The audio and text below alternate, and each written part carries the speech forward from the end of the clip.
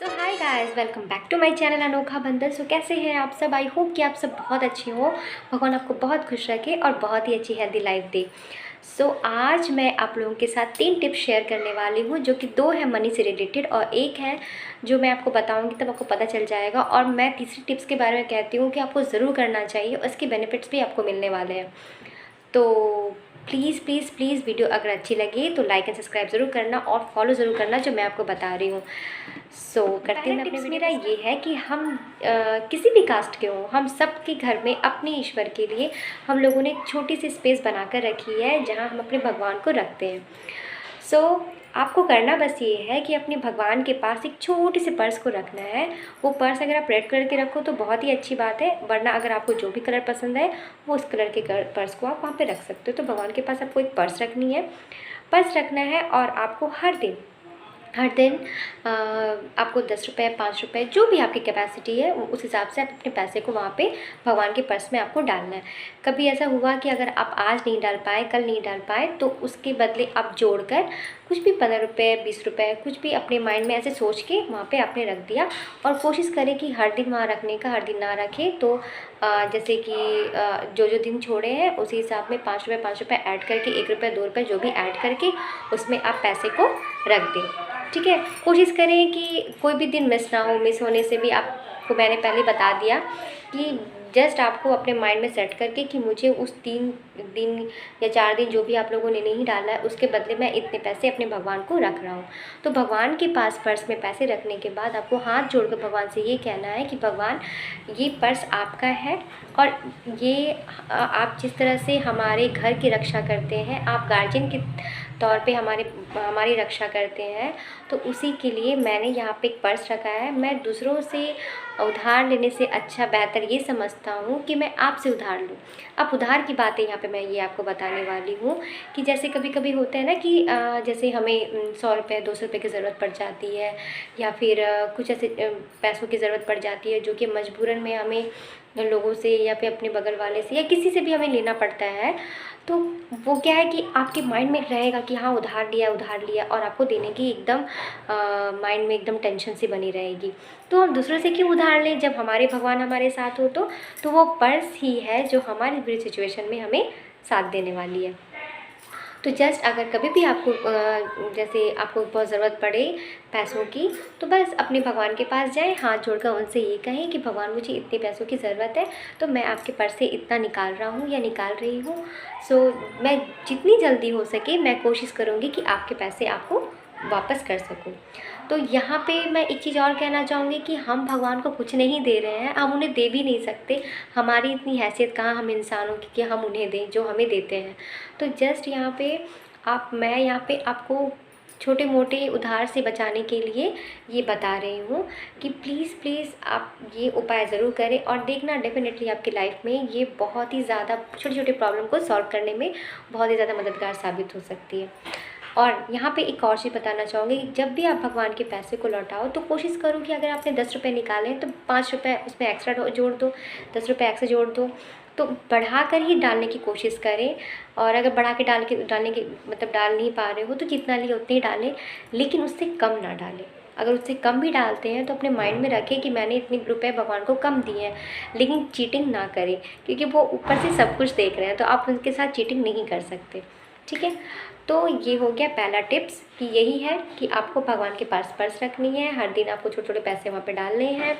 अगर ना डाल पाओ पर दिन तो पर डे अगर ना डाल पाओ तो टुकड़ों में आप उसे जोड़कर कि कितने दिन तक मैंने भगवान जी पैसे नहीं दिए थे वहाँ पर आप रख दो।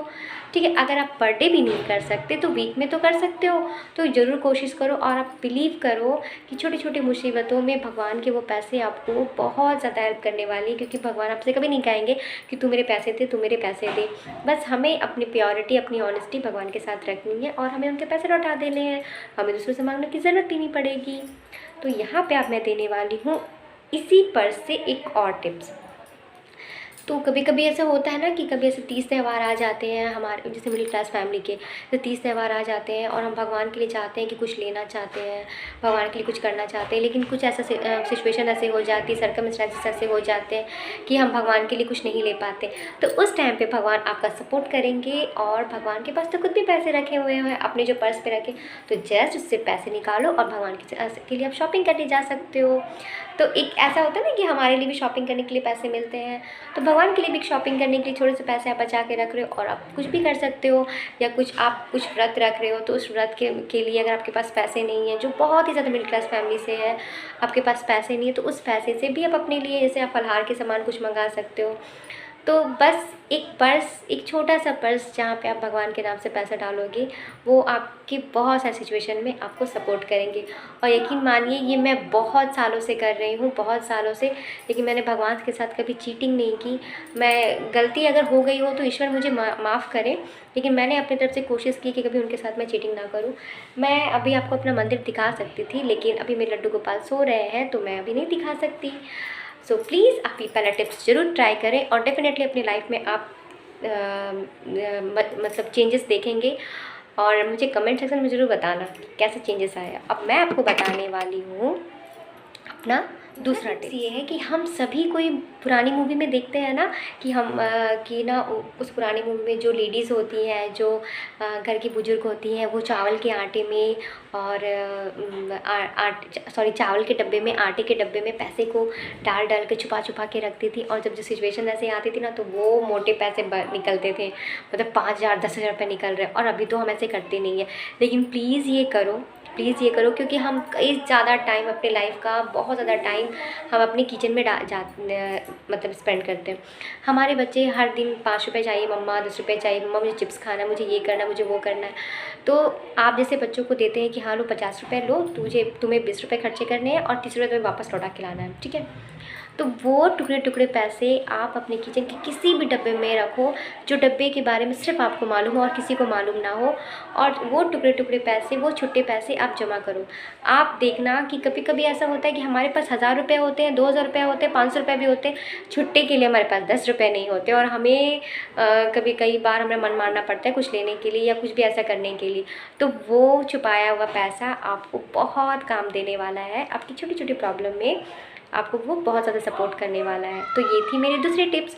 अब मैं आपको बताने वाली हूँ तीसरी टिप्स मेरी ये है कि जब भी हम सभी को ही जानते हैं, पहले की महिलाएं जो होती थी, पहले की जो लेडीज़ होती थी, वो नहा धोवा के किचन में जाके पहला जो हम लोग खाना बनाना स्टार्ट करते थे, पहले हम लोग अग्निदेव को प्रणाम करते हैं, उनसे आशीर्वाद लेते हैं, और फिर अपना खाना बनाना हम लोग शुरू करते थे।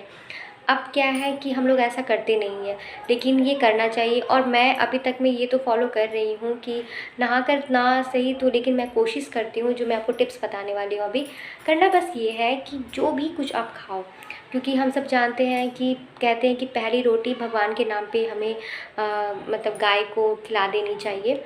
लेकिन अगर आप फ्लैट में रह रहे हो, कोई कॉलोनी में रह रहे हो, कोई पॉश एरिया में रह रहे हो, तो वहाँ पे हर दिन आपको गाय को खिलाना पॉसिबल नहीं है। तो बस भगवान को ही तो हमें चढ़ाना होता है, तो बस अपने निवाले से एक टुकड़ा आप भगवान, आप जो भी बनाओ एक्सेप्ट नॉनवेज, और जो भी बनाओ तो अपनी थाली में से एक टुकड़ा भगवान के लिए तोड़कर ऐसे कोई प्लेट में या फिर गैस चूल्हे के पास आप वहाँ पे ऐसे रख के, और इस तरीके से हाथ ऐसे रख के जल इनके ऊपर चढ़ाओ, और उनसे ये कहो कि हे माँ अन्नपूर्णा, हे अग्निदेव, मैं बहुत बहुत भाग्यवान हूँ, मैं बहुत ज़्यादा अपने आप को भाग्यशाली समझती हूँ कि आपने मुझे इस लायक समझा, आपने मुझे ये अनाज खाने को दे रहे हो, और मैं बहुत ज़्यादा आप शुक्रगुज़ार हूँ कि आपने मुझे ये खाना खाने को दिया।